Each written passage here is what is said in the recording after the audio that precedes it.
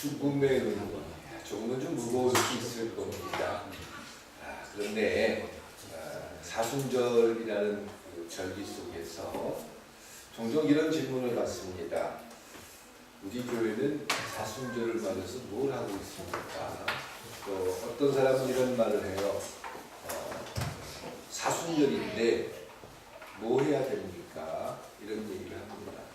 물론 여러 가지 다음 주간이 종료주일이고 또 고난 주간이 돼서 우리 성도님들에게 하루에 새벽 기도를 저희 교회에서 할 겁니다.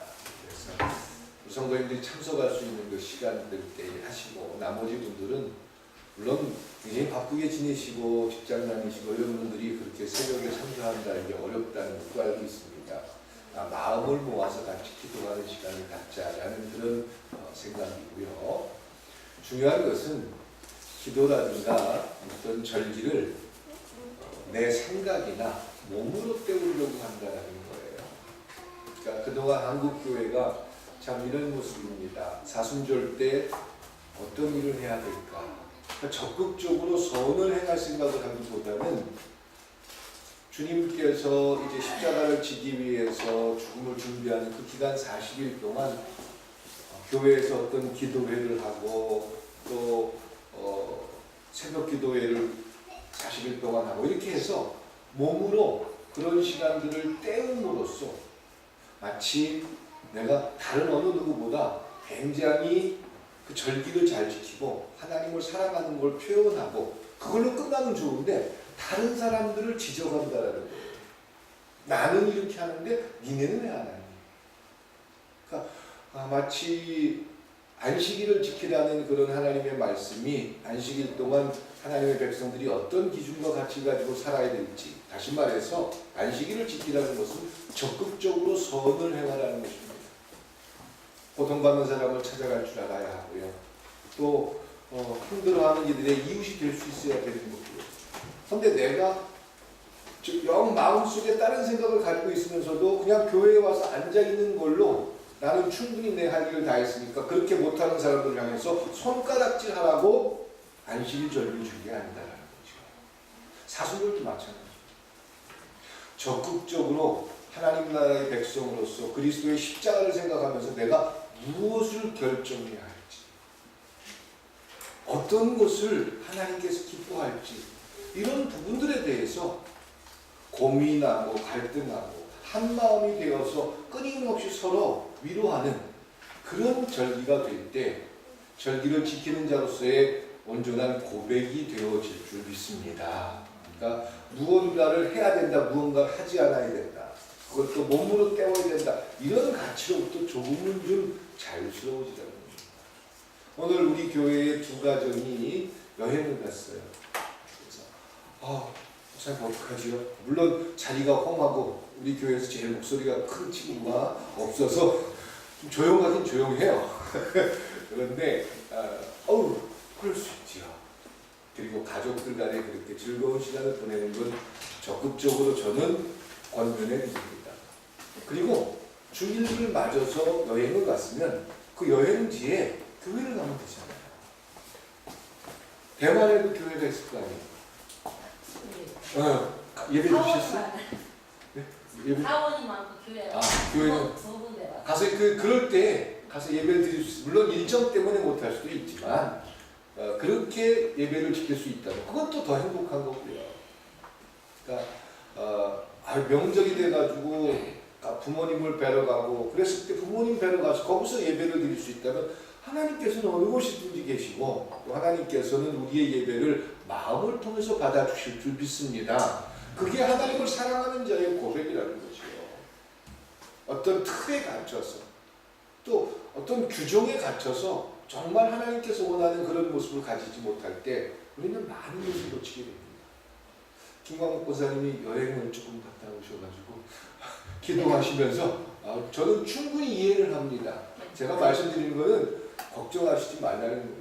이 자리에 서서 안 떨고 얘기할 수 있는 사람이 나와보세요. 저 30년 목회하는데 지금까지 떠옵니다. 기도하면서 하나님 혹시 내가 아차 실수해서 저는 실은 원고를 한 8장 정도 준비합니다. 그래서 가능하면 물론 제가 쓰는 거기 때문에 거의 다 외우고 있지요. 몇 페이지에. 근데 이게 만만하지 않더라고요. 가끔 헷갈려서 다른 말을 할 때도 있고 또 이렇게 막 아이가 막 울거나 또 다른 성도님들 제가 안 보는 것 같죠? 여러분들 다 보입니다. 그래서 어떤 생각을 하고 어떤 모습을 갖고 있는 것도 압니다. 그럼 그런 모습을 보고 있다가 이 내용을 놓칠 때도 있고 헷갈릴 때도 있고 되게 어렵습니다. 그래서 이 사람들 앞에 특히 또 하나님 앞에 하나님의 백성으로 어떤 자세를 가져야 되는 이런 걸 고민할 때 참 힘이 들 수 있습니다. 근데 물론 실수할 수 있어요. 실수가 늘 있으면 안 되는 거예요. 그런 것들도 덮어줄 수 있고 신집사님 여기서 보면 떨리죠. 여기 잘 안 떠는 사람 하나 있어요. 우리 장장로님이 잘 안 떨더라고요. 근데 제가 볼 때 속으로는 떨고 있을 것 같아요. 근데 의외로 참 장장로가 잘 안 떨어요. 그래서 참 대단하다. 저는 아직도 설교 준비하면서 떨고 막 그러는데요. 그럴 수 있습니다. 근데 조금 더 준비하시길 바랍니다. 마찬가지라는 거죠. 어떤 일들에 대해서 누군가를 평가하는 기준이 되려고 할 때 내 행위 자체가 스스로 안타까운 모습을 만나게 된다는 거죠. 사순절 또 부활절을 준비하는 그리스도인들의 모습 속에서 어떤 기준을 갖느냐. 그래서 사순절에 이어지는 계속 설교를 하면서 오늘은 좀 무거운 주제일 수 있는데 죽음이라는 주제를 가지고 함께 은혜를 나누고자 합니다. 오늘 이 본문은요. 바울이 죽음을 목전에 둔 상태에서 쓴 그런 편지입니다. 디모데라는 믿음의 자식 또 믿음의 후배에게 귀한 마음을 가지고 내가 이제 죽음이 며칠 안 남았구나. 참 보고 싶고 그리운데 내가 너에게 이런 말을 할 수 있단다 라면서 쭉 써놓은 글이 이 디모데 후서입니다. 어떤 사건으로 죽임을 당하게 됐냐면 그 당시에 로마의 황제가 네로였습니다.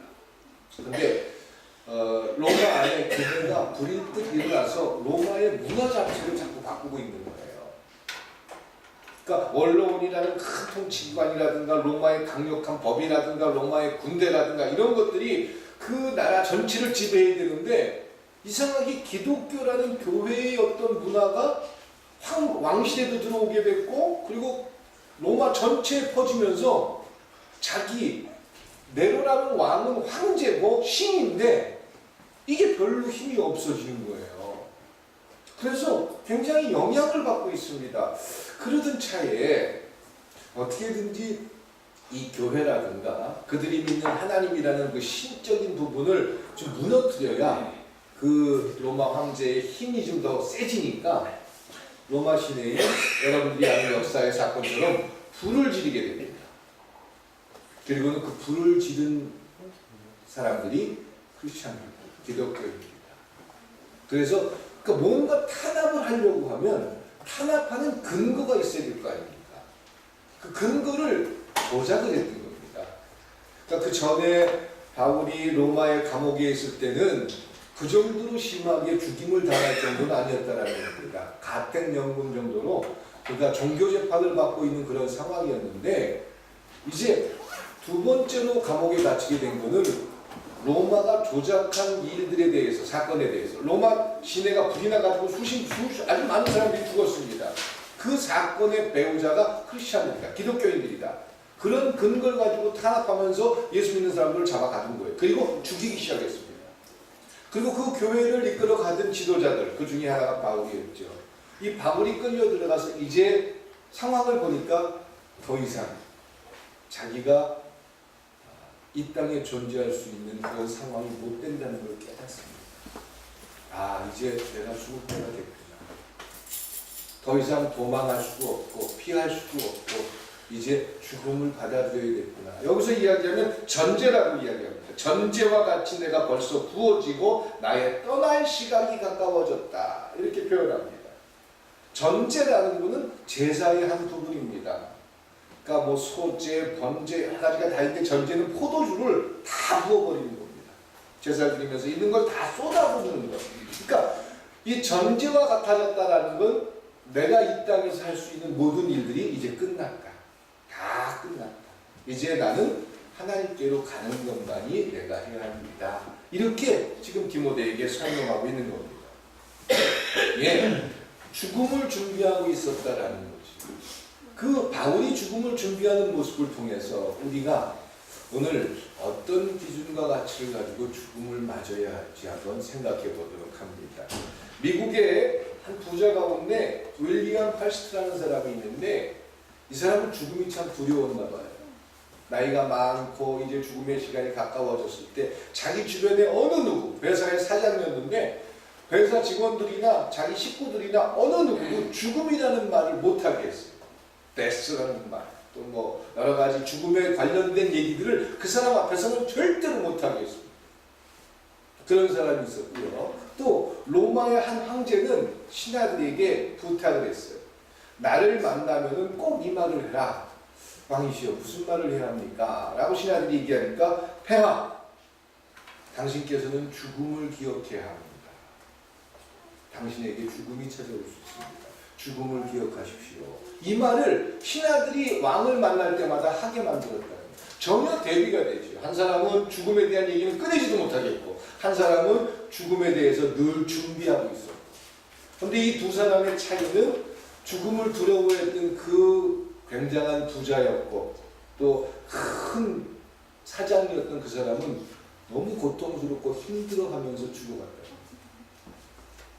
그런데 죽음을 준비했던 한 황제는 죽음 앞에서 당당했고 편안한 모습으로 죽음을 맞이할 수 있었다는 거예요. 지금 당장 여러분들이 어떻게 죽음을 준비해야 돼? 그런 의도로 말씀드리는 게 아니다. 충청도 사람들한테 물어봤대요. 충청도니까 말이 느리니까 죽음을 준비하고 죽는 순간에도 늦게 되지요? 그렇게 얘기하니까 충청도 사람들이 얘기하기를 아니라는 거예요.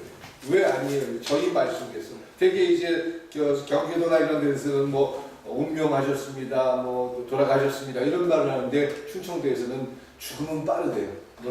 뭐라고 할까요? 뭐라고 했을까요? 네, 카시오.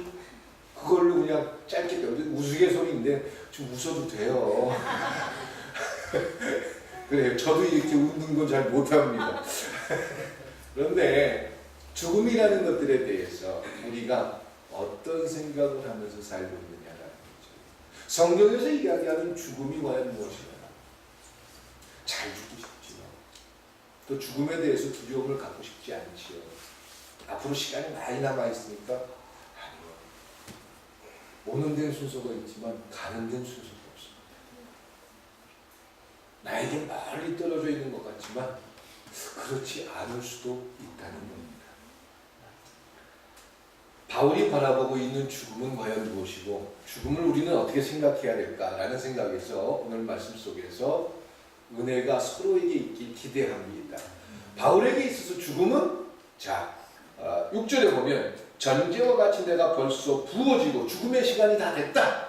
그럴 때 나의 떠날 시각이 가까웠다. 죽음은 뭐라고요? 떠나는 것. 죽음은 떠나는 것. 근데 죽음은 끝이다 라고 생각하는 사람들도 있습니다. 죽음이 끝이라고 생각할 때 두렵습니다. 아깝습니다. 그리고 내가 가지고 있는 모든 것들이 허망합니다. 끝이라고 생각합니다. 아니, 끝이라고 알고 있습니다. 그러니까 죽음 앞에서 그렇게 발발발 떠는 사람들이 참 많아요. 하나, 죽음을 오늘 바울과 같이 죽음은 떠나는 것이다 라고 생각할 때 그들의 삶의 자세와 그들의 모습 속에서 과연 무엇이 보여지는지가 달라질 수 있다는 거죠. 그러니까 죽음은 끝난데 그러면 얼마나 그 죽음이라는 시간이 다가왔을 때 얼마나 불안해하고 걱정을 하겠어요. 심지어 죽음 앞에서 우리가 어떤 기준을 갖느냐는 참 중요합니다. 제가 실제적으로 죽어서 그 영혼이 하늘나라에 올라가는 그런 영혼과 대화를 한 적이 있다고 말씀드린 적이 있습니다. 이 친구가 저에게 이런 말을 합니다. 그러니까 우리랑 똑같은 모습이에요. 근데 구름처럼 그 만화 영화에 나오는 캐스퍼처럼 똑같은 모습인데 얼굴이 그대로예요. 저는 그런 영체를 몇 번 봤습니다. 근데 그 영체가 저에게 얘기하기를 저 떠나요. 저 가요. 근데 어딜 가느냐? 교회도 다녔고 세례도 받았어요.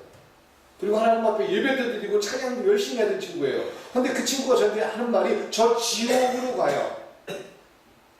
저 지옥으로 가요. 왜? 자살을 했기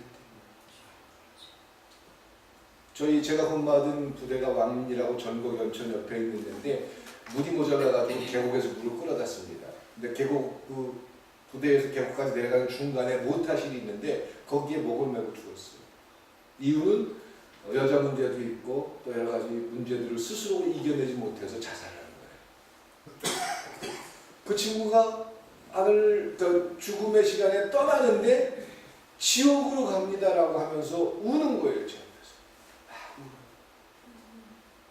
그러면서 하늘로 이렇게 떠올라가는 걸 제가 이제 한동안 얘기를 하면서 봤는데 떠난다는 거죠. 내가 살던 그런 환경에서 바뀌어지고 어디로 떠나는지 하여간 모르겠지만 떠나게 되는 것이 죽음이다라는 거죠. 자, 죽음이라는 것은 그냥 그걸로 끝! 디엔드가 아니라 새로운 시작이 될 수 있다는 거예요. 부둣가에 가면, 한국에 가면 배가 정착을 할 때는 닷을 내립니다. 출발할 때는 닷을 올리지요. 그래야 배가 움직일 수 있습니다. 마찬가지로 죽음은 떠나는 것이죠. 이걸 제가 히라보를 보니까 아날루시스라 이렇게 되어 있습니다. 히라보로 아날루시사라는 말인데 이 말은 무슨 말이에요? 어디서 어원이 시작되느냐면 그 광야 생활을 하던 유대인들이 전날 천막을 치고 있다가 그 다음날 또 한 며칠 거기서 생활하다가 다른 곳으로 옮겨가기 위해서 떠나는 그 떠남을 이야기할 때 아날루시스다라고 이야기한다는 거죠. 성경은 끊임없이 이야기합니다. 소멸이 아니라 새로운 출발점이다 라는 거죠. 새로운 시작이라는 거죠. 죽음은 모든 것이 정리되는 시간이면서 새롭게 시작하는 것이다 라는 겁니다. 죽음에 대해서 분명한 비전을 갖고 있다면 마치 어린아이들이 소풍을 가기 전날 잠을 못 자고 그 소풍을 기다리는 것처럼 죽음을 기다릴 수도 있다라는 겁니다. 하나님의 말씀을 믿겨줘서 천국의 놀라운 약속을 내가 소망할 수 있어서 그 천국이라는 귀한 축복을 우리가 누릴 수 있어서 죽음의 시간이 다가왔을 때 하나님, 저는 이제 하나님께 맡깁니다. 새로운 시작을 향해서 한번 도전하고자 합니다. 이렇게 할 수 있다면 그는 인생을 참 행복하게 산 사람이 아닐까 생각합니다. 아직 남은 일이 많아요. 비투가 파야 되고 여러 가지 너무 많아요. 하는 일이. 물론 그럴 수 있어요. 그런데 어떤 시점에 와서 하나님께서 나를 부르신다라고 할 때 그것이 믿어지고 그것이 새로운 어떤 시작이 될 수 있다면 그것이 또한 믿어질 수 있다면 그들은 참 행복하게 살았던 사람 중에 하나일 것입니다. 본헤퍼라는 그 독일의 나치가 수많은 사람들을 고통주고 유명한 신학자 중에 한 사람입니다. 그 사람도 처형을 당했어요. 이제 죽음의 시간이 다가왔다는 걸 깨달았을 때 저는 그 친구들에게 이런 말, 그 본헤퍼라는 사람이 이런 말을 합니다. 친구 여러분, 저는 이제 새로운 여행을 시작합니다. 오늘 이 시간이 결코 저에게 마지막이 아닐 것입니다. 저는 새로운 여행을 위해서 이제 출발합니다. 그러면서 사형장으로 갔다라는 유명한 말이 있습니다. 죽임을 당하라고 하는데 새로운 출발을 하는 시점이다라고 고백한다는 거죠. 성경에서 이야기하는 죽음은 바로 이렇습니다. 떠남이며 새로운 시작이다. 그 놀라운 약속을 믿을 수 있다면 그렇게 세상 속에서 째째하게 살지 않을 겁니다. 왜 사람들이 째째하고 또 조금은 이기적으로 또 스스로 자기 자신에게도 창피할 정도로 자기 자신에게 부끄럽게 삽니까? 미래가 보이지 않기 때문에. 떠났을 때 어디를 떠나는지 모르기 때문에. 새로운 출발점으로 시작할 수 있는 그런 가능성이 믿겨진다면, 그것이 죽음이라는 단어라면 이제 새로운 시각으로 그 죽음을 통해서 현실을 바라볼 수 있길 주님의 이름으로 축원드립니다. 아무리 돈 많아도요, 죽음을 바꿀 수가 없잖아요. 그렇죠? 아무리 높은 집에 있어도 죽음을 변할 수 없는 현실입니다. 로마의 황제가 매일 아침마다 신하에게 죽음의 시간이 있습니다 라는 것을 상기시키면서 죽음 앞에서 내가 어떤 모습이 될까, 이걸 끊임없이 되돌아봤을 때 그들의 삶은 감히 성공했다라고 저는 평가하고 싶습니다. 근데 죽음은 나하고 전혀 상관은 없고, 오로지 내 통장에 돈이 얼마 있는지, 내가 얼마나 높은 위치에 있고 얼마나 큰 권력을 가지고 있는 건지 여기에 취해버리면 그들의 삶은 결코 충분하고 행복할 수 없다는 거죠. 두 번째로, 죽음은 오늘 바울이 이야기하는 내용 속에서 이야기할 때 새로운 만남이다. 만남. 죽음은 우리가 살아가는 삶의 현장에서 떠남으로 시작돼서 그냥 떠남으로 끝나는 게 아니라 만남이다. 누굴 만나냐? 아마 여러분들 그리스도인으로 살아가면서 주님을 만난 경험도 있을 것이고, 주님에 대한 마음, 주님에 대한 고마움, 이런 여러 가지 마음들이 있을 거예요. 그런데 그 주님을 이제는 눈으로 보고 내가 만질 수 있을 것 같은 그런 상황에서 만나게 된다는 거죠. 주님을 만나러 가는 거죠. 주님과 함께 살 수 있어요. 주님만 만나는 게 아니에요. 우리가 알고 있는 수많은 사람들을 만날 수가 있다는 거예요.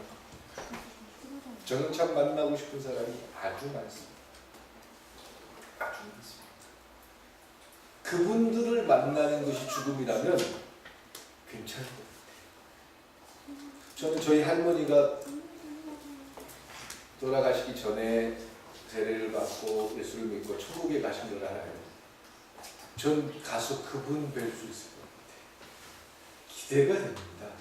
물론 사람들이 그 죽음을 두려워하는 이유 중에 하나가 지금 현실에 가지고 있는 많은 관계들이 단절되니까, 가족들과 헤어져야 되고 또 사랑하는 이웃들과 헤어져야 되고 지금 만나는 모든 사람들과 헤어지고 자식과도 헤어지는 것 때문에 두려워할지 모르지만, 그들이 그 과거에 알고 있던 어떤 사람들을 다시 만날 수 있다면 그건 큰 축복이 될 수 있다는 거죠. 우리 조 권사님한테 제가 말씀드리고 여러분들한테 말씀드리겠지만, 우리 송 권사님 돌아가실 때 제가 그 고대병원에 가서 제가 마지막 가는 길을 이렇게 배웅해 드렸는데, 저에게 하나님이 하늘문을 열어서 보여주시더라고요. 수많은 사람들이 권사님을 기다리고 병거를 가지고 하늘에서 불병거가 내려오는 걸 봤어요. 아, 이제 가시는구나.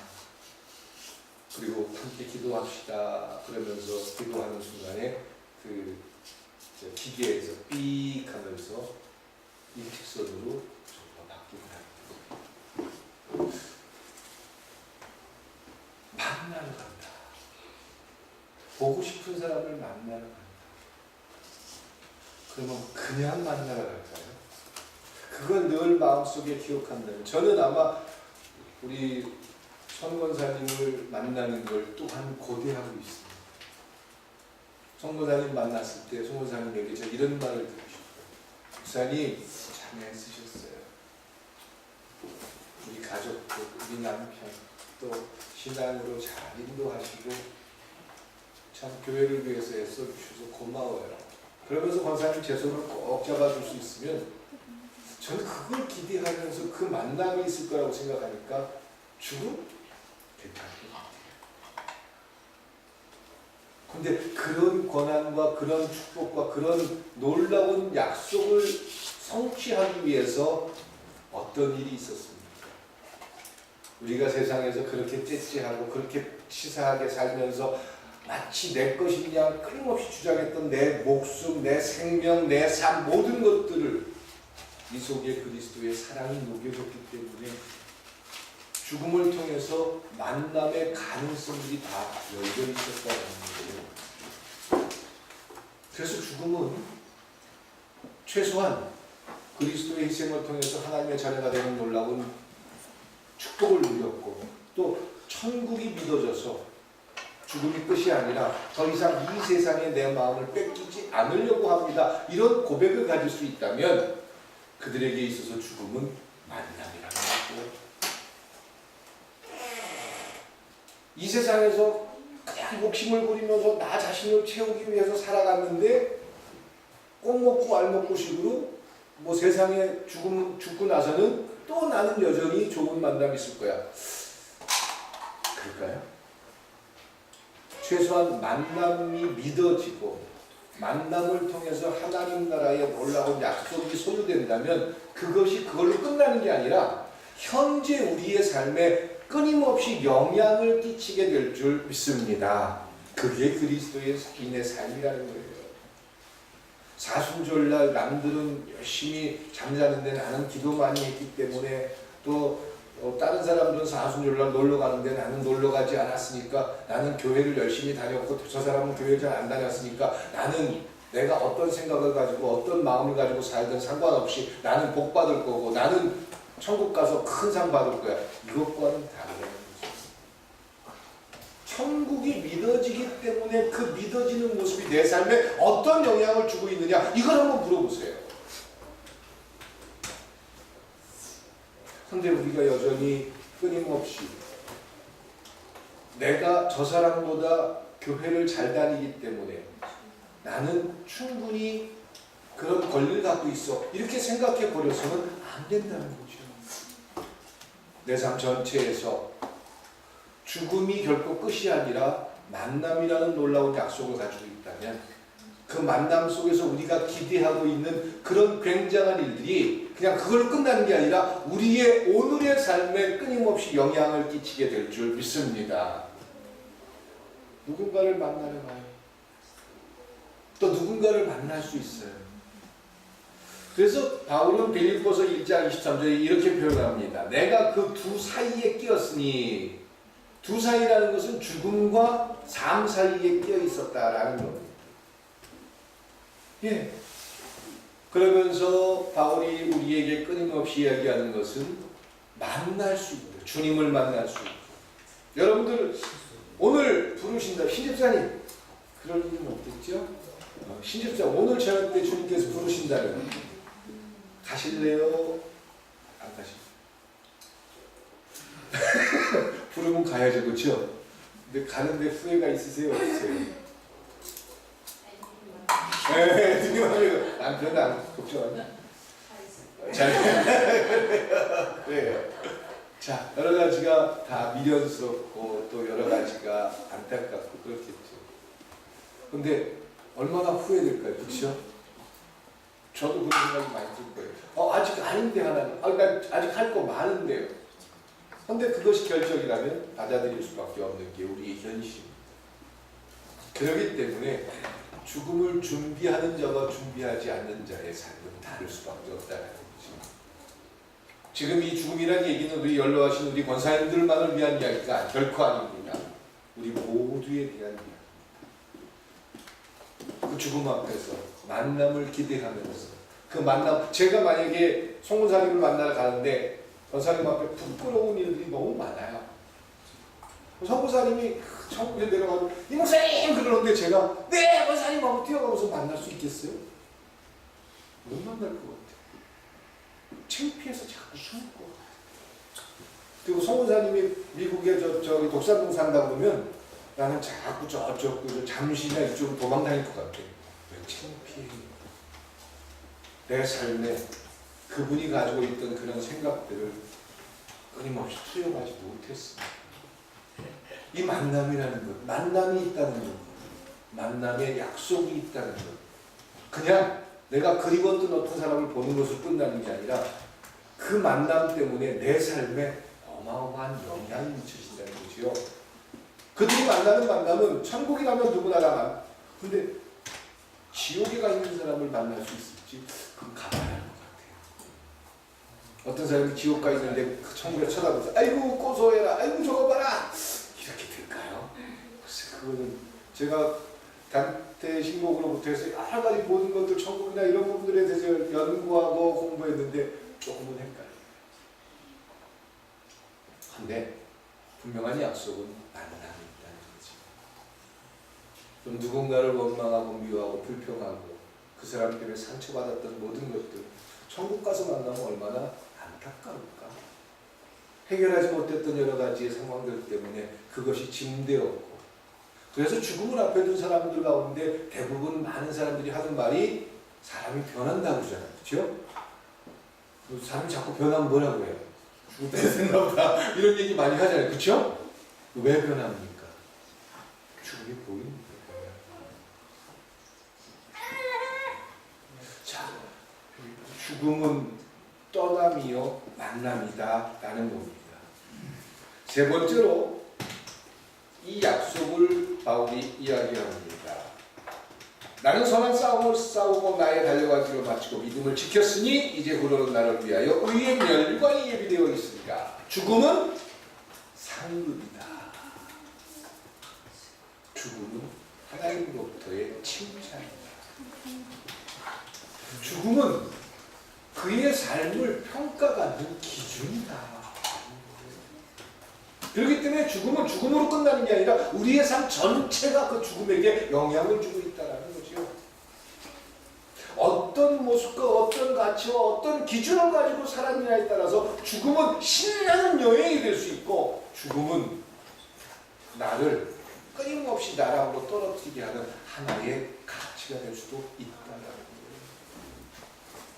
그렇기 때문에 죽음을 준비하는 자, 죽음 앞에 서 있는 자, 그들이 변할 수밖에 없는 것이고, 그들이 과연 하나님 앞에 어떤 기준과 가치로 평가받을까, 이런 부분에 대해서 굉장히 중요하게 생각한다. 천국에 가는 조건과 여건은 예수 그리스도의 희생을 통해서 시작될 수 있지만, 그 하나님 앞에 우리가 어떤 기준과 가치를 가지고 살았느냐에 대한 평가와 기준은 그것만으로는 불가능합니다. 어떤 그리스도인이었느냐. 자, 바울은요 지금 죽임을 당하는 처지예요. 로마의 황제로부터 기독교인들이 로마 시내에 불을 질렀다라는 이야기를 듣고 이제 그들이 그 희생을 당해서 죽어야 돼요. 그런 자리에 서 있는 그런 바울입니다.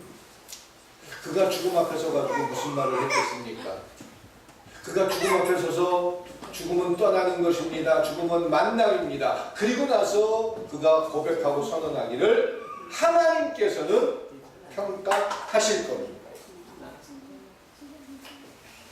로마의 황제가 죄 없는 수많은 사람들을 조작을 해서 죽게 만들어 놓고, 그리고 나서 그 스스로가 부끄러워할 줄 모르는데 이 모든 것들 하나님께서 평가하실 겁니다. 하나님 앞에 두렵지 않았다는 거죠. 제 정치적인 얘기는 제가 설교 시간에 거의 안 하려고 최선을 다하는데, 대통령이 되기 위해서 광주의 어떤 수많은 사람들을 죽게 만들었던 어떤 사람이, 전두환이라는 사람이 나는 그런 적이 없다라고 스스로 발뺌해 봐야 나중에 평가를 받게 될 것입니다. 하나님 앞에 어떤 기준, 여러분들이 교회를 위해서 희생하고 교회를 위해서 눈물을 흘리고 주를 위해서 헌신했던 모든 것들 결코 헛되지 않다는 거죠. 하나님께서 다 알고 계시더라고요. 여러분들이 희생했던 그 많은 시간들, 주를 위해서 쏟아냈던 포기의 시간들, 그 모든 것들이 하나님께서 여러분들을 기억하고 있는 근거가 됩니다. 그렇기 때문에 바울은 안타깝고 자기가 계획한 일들이 아직 다 완성되지 못해서 마음속으로 슬픈 부분도 있을지 모르지만 이제는 기대한다는 겁니다. 하나님께서 주실 상급을 기대한다는 거예요. 우리 꿈이 있는 교회 모든 성도님들께서는 죽음 앞에서 하나님의 상급을 기대하는 고백이 있을 수 있길 주님의 이름으로 축원드립니다. 죽음은 떠남이요, 죽음은 만남이요, 죽음은 하나님으로부터의 상급을 기대할 수 있길 축원드립니다. 그러기 위해서 여러분들은 믿음을 지켜나갈 수 있길 주님의 이름으로 축원드립니다. 타협하지 마십시오. 특히 돈에 타협하지 마십시오. 또 내 스스로 속고 있는 수많은 일들 속에 타협하지 마십시오. 그리고 하나님 앞에 죽음을 아는 자로 죽음은 떠나는 것이요, 죽음을 만나는 것입니다. 죽음은 하나님의 상급이 준비된 것입니다. 이것을 고백함으로 그 놀라운 고백이 여러분들의 삶에 영향을 끼치게 할 수 있게 축원드립니다. 그래서 참 이 세상은 그리스도인으로 살만하다. 그래서 그리스도인의 삶은 참 얼뱅차다, 먼 것 같다.